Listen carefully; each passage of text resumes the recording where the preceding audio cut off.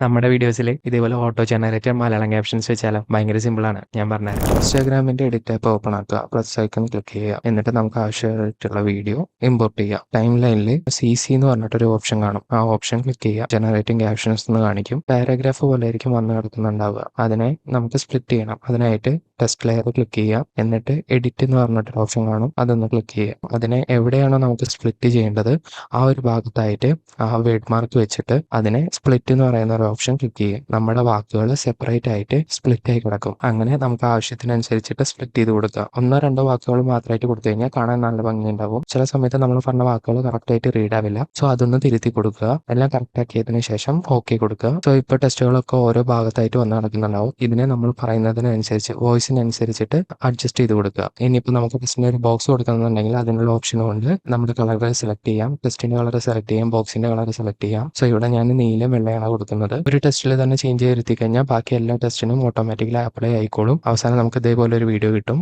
So ഈ changes ഒക്കെ വരുത്തി കഴിഞ്ഞാൽ നമ്മുടെ ഓട്ടോ ജനറേറ്റർ ക്യാപ്ഷൻസ് സെറ്റ് ആയി. സോ നിങ്ങളുടെ വീഡിയോസിൽ ഒന്ന് ട്രൈ ചെയ്ത് നോക്ക്. അപ്പോൾ ഓക്കെ, ബൈ.